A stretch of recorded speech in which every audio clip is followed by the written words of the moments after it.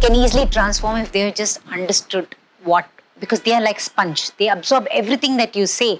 And we just talk about the life cycle of a butterfly as a diagram. You have no clue that what is the local butterfly that comes and sits in your on your plant. They are not warriors who will fight. They are the warriors who will protect. So we need to create those warriors in those young minds.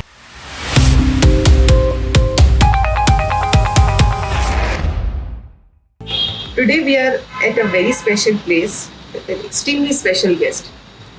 She is known to thousands of people in the country who follow waste management, who follow reduced waste lifestyle. She's revered by many of them actually. She's a homemaker turned gardener turned urban farmer. She's inspired countless of people to change their lifestyle, to make a small difference in their lifestyle towards positive and sustainable living.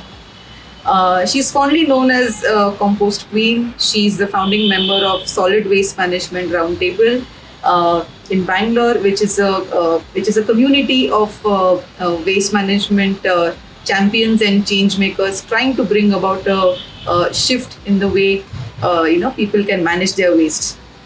She's very dear to many of us. We are here in her terrace. You have seen this place countless of times on her Instagram channel. Please welcome Mrs. Vani Murthy and our very beloved Wormrani. Thank you, ma'am. Thank you for being with us today. We are so, we feel humbled to be here in your presence.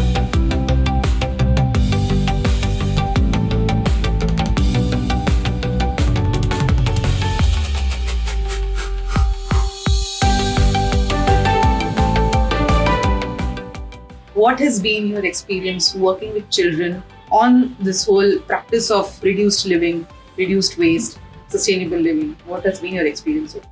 Wow, children are the next gen, and we can totally transform, because today we already come with a baggage of certain lifestyle, and to shift is like the most difficult thing. But the next gen can easily transform if they just understood what, because they are like sponge. They absorb everything that you say, and there are different ways that a child can be excited about caring for her planet, or doing something for the environment, or doing something that is right.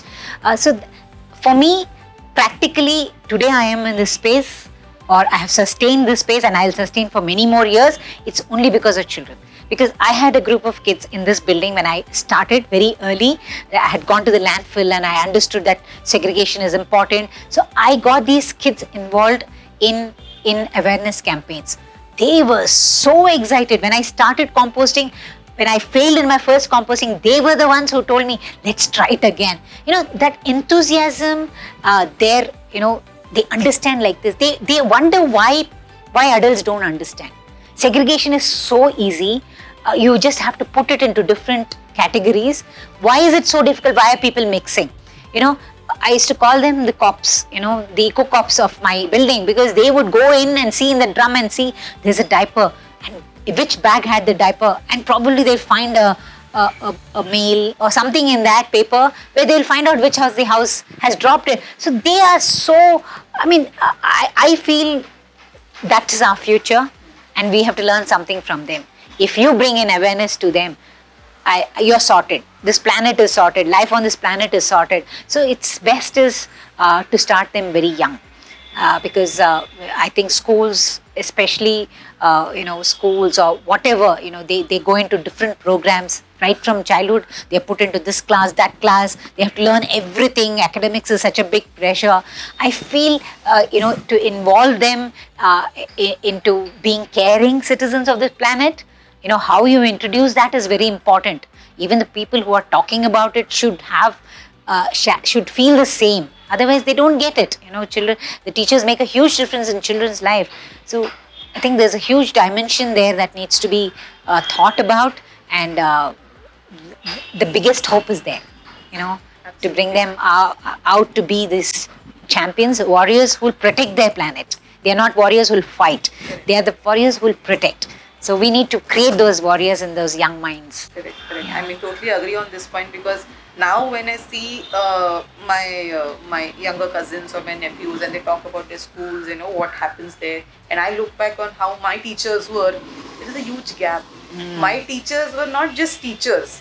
They were way beyond that. I mean, Yeah. they have guided us in how we should live life, how Right. we should think, how we should be as people. They have, made us strong to withstand some situations, and they have been there with us. We Yeah. somehow don't find that in educators today, but I'm sure there are some who definitely do that.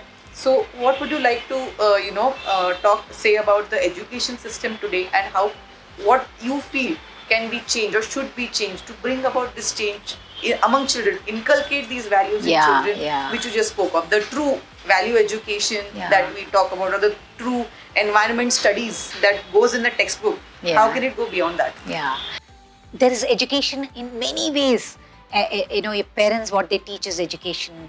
What you learn from environment, what you learn from the natural world is education. So there are so many things that we miss out on focusing with in the education. It's sad to see today children are so disconnected from being with nature. They don't even know where their tomatoes grow. They think it's in the supermarket or in the refrigerator.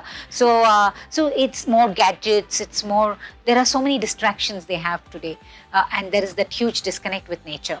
So if schools had a compulsive, practical ways of connecting to nature, they take them on trips to zoos and or to nature parks and everything. But on a day-to-day, what is it? They know what the soil is. How do you, build soil? How do you grow a vegetable? If each of them had a patch in their school, where they grow, small practical lessons which they're constantly in touch. It's not like a one time again, I think that would make I always believe there is a hidden farmer in each of us. I never knew. I always thought that there is something called the green thumb, and I never had it. I've been an urbanite, never grew a single plant. But today I know I can grow anything and everything that I want, because I found that deep connect to soil. If so, we could actually have farmers who would, in their spare time, kids who are naturally farmers and who could grow their own food anytime they want in the smallest spaces they have. So just imagine kind of difference that would make that in their lives when they are so close to nature. You don't even watch why the butterfly comes and sits on that plant. What is it doing on that plant? Is it laying its egg or it's taking its nectar? So a lot of people see, they see the caterpillar and say, oh, it's eating my plant. If they knew it was the butterfly that laid the egg and that's the host plant, and the baby, the caterpillar needs that to, finish its life cycle so that another butterfly flies out of the cocoon, nobody would disturb that. You would actually protect it. So things like this, we just talk about the life cycle of a butterfly as a diagram. You have no clue that what is the local butterfly that comes and sits on your plant. It's the curry plant, the curry patta plant that the common Mormon uses. It does not eat. How does it know that its baby eats only that? So it's a marvel of nature that we need to introduce. So you should actually have the butterfly and show the butterfly pupa, the caterpillar chomping on the leaves, and how important it is for it to finish its life cycle. So people, when they compost, there's so many bugs in the compost bin, there are so many creepy crawlies, but that is the life that is fed. Your organic matter feeds that life, which turns it into nutrients that your plants need. And that plant is giving the nutrients. So how are you going to maintain the nutrient cycle? So I think practical lessons on how to build soil, how to observe nature, what are the bees and butterflies doing, I think that's so important in school curriculum. For the longest time as they're in the school, this should be a big part so that they keep connected to nature and they are caring citizens of this planet. I think that introduction in schools where the teacher also is equally excited about it. She's not doing some boring lessons that she keeps doing year after year. So I think that would change the complexion on this amazing segment that we need to transform the future.